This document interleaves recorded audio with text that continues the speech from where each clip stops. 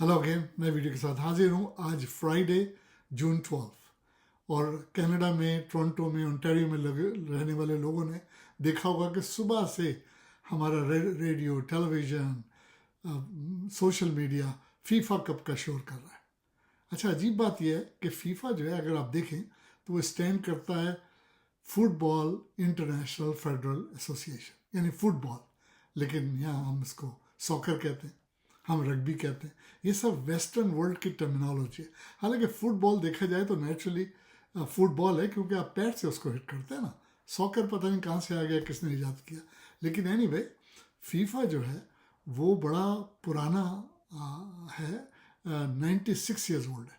सबसे पहले 1930 में फीफा कप शुरू हुए थे, और जब वर्ल्ड वॉर हो रही थी 1942-46 में, जब नहीं हुए 4 साल गेम, वरना हर 4 साल बाद फीफा का वर्ल्ड कप होता है और 48 कंट्रीज इसमें हिस्सा लेते हैं।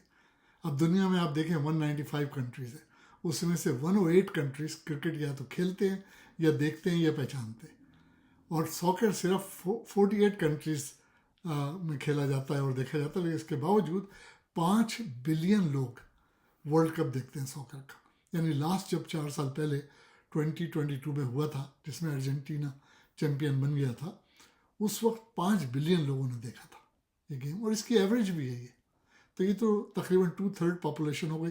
इसका मतलब है सबसे मकबूल तरीन दुनिया का जो गेम है वो तो ये सॉकर है। और जब हम वर्ल्ड कप कहते हैं तो देखिए, सॉकर में तो 48 कंट्रीज यानी वर्ल्ड के लोग आ रहे हैं। क्रिकेट वर्ल्ड कप होता है, उसमें 40, 50, 60 जो भी टीमें हिस्सा लेती हैं। लेकिन जब हॉकी का वर्ल्ड कप होता है तो सिर्फ नॉर्थ अमेरिका की टीमें आपस में खेलती हैं और इसको वर्ल्ड कप कहते हैं। यानी कनाडा और अमेरिका खेलते हैं, या कभी कभी एक आध कंट्री इधर उधर से आ जाता है, इसको भी वो वर्ल्ड कप कहते हैं। तो फीफा का वर्ल्ड कप कनाडा होस्ट कर रहा है 2026 में, और टोरंटो और वैंकूवर में मैचेस होंगे। अब जनाब, इसकी कॉस्ट $1 बिलियन।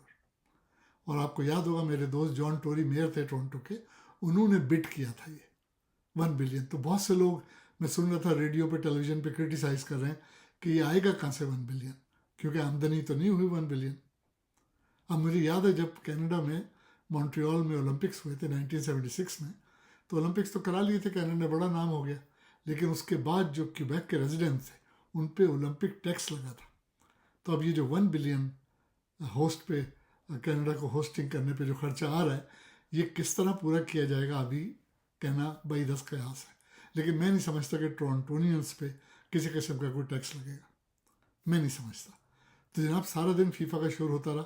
कनाडा का और बॉस्निया हरगोस व्हाटएवर इट्स कॉल्ड यार, कमेश था, हर्जेगोविना, बॉस्निया एंड हर्जेगोविना, इनका मैच था, वो बराबर हो गया, ड्रॉ हो गया।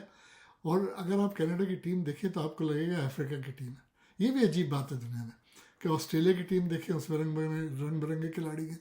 कनाडा की क्रिकेट टीम देखे, रंग बिरंगे खिलाड़ी हैं। पाकिस्तान में तो कोई गोरा नहीं है, इंडिया में तो कोई गोरा नहीं है, ना कोई काला है।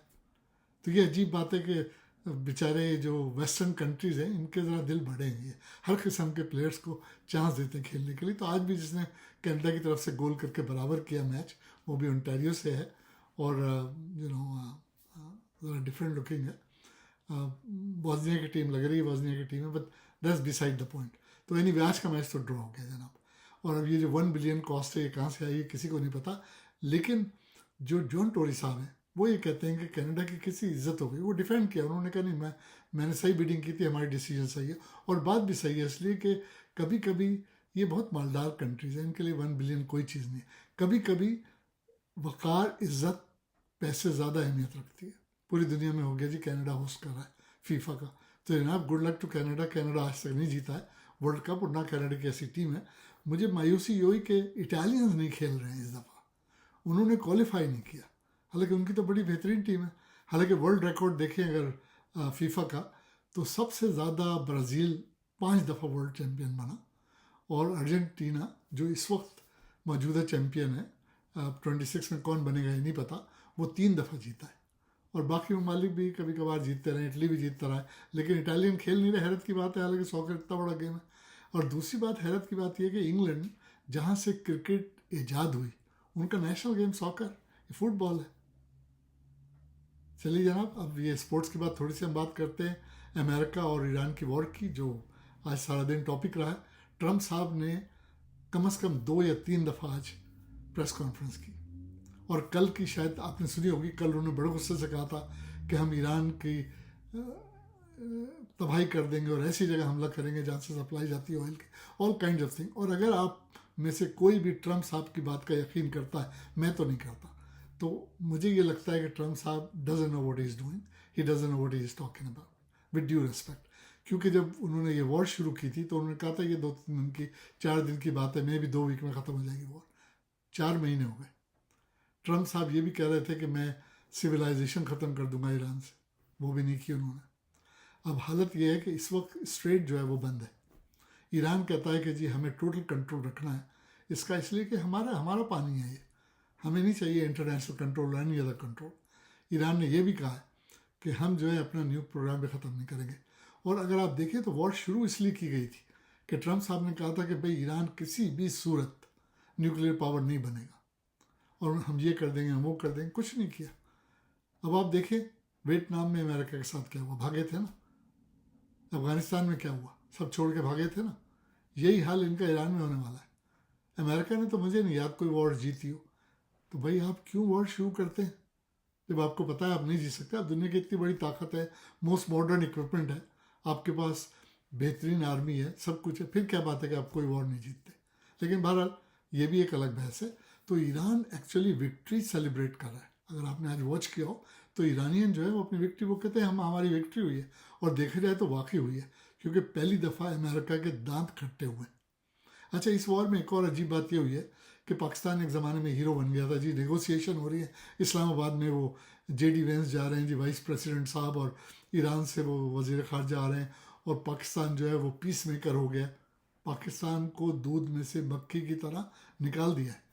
ट्रम्प साहब ने आज कहा कि वीकेंड यानी कल या परसों हमारा सीज़ फायर या पीस एग्रीमेंट ईरान के साथ साइन हो जाएगा।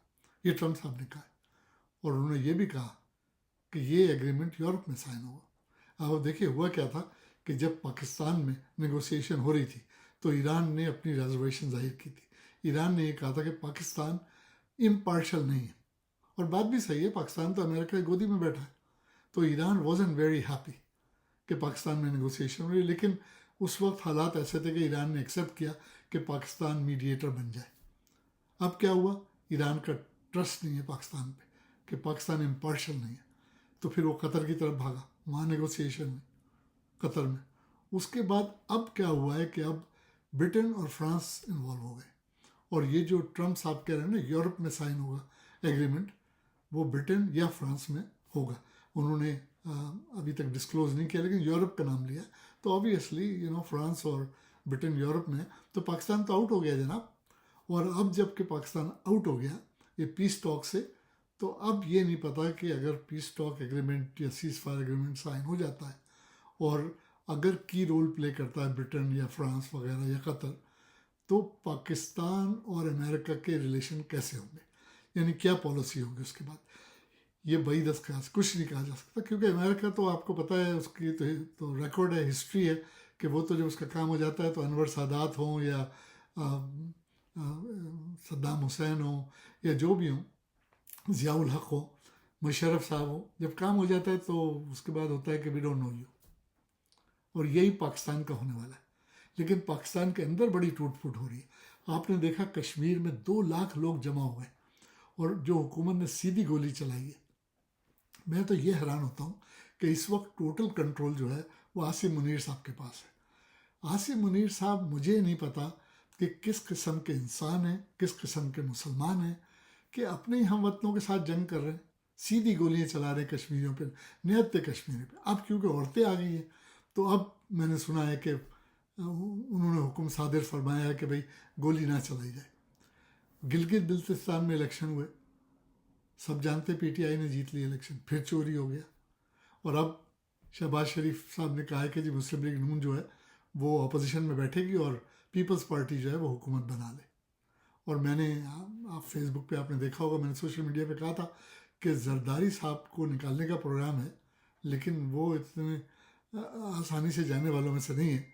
कोई डील हो जाए तो और बात है कि वो क्या डील करेंगे। वो बिलावल को वज़ीर आज़म बनाना चाहते हैं।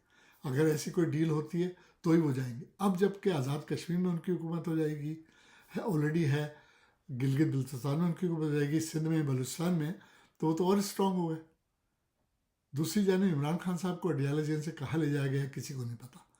कहा तो ये जा रहा है कि उनको अस्पताल ले जाया गया, किस अस्पताल, तो लोगों ने पिम्स चेक कर लिया, शिफा चेक कर लिया, पता नहीं चला वो कहाँ है। ये भी कहा जा रहा है कि सुहेल आफरीदी से मुलाकात हो गई है, क्योंकि सुहेल आफरीदी ने कहा था कि बजट की बात नहीं करो जब तक कि मेरी मुलाकात नहीं हो इमरान खान साहब से। तो ये भी बताया जा रहा है कि सीक्रेट तरीके से उनकी मुलाकात हुई है कि नहीं हुई है, अभी तक कन्फर्मेशन नहीं आई। एज ऑफ नाउ पता नहीं इमरान खान साहब किस अस्पताल में, वो कैसे हैं। मैं आपको अपडेट करता रहूँगा। अब तक के लिए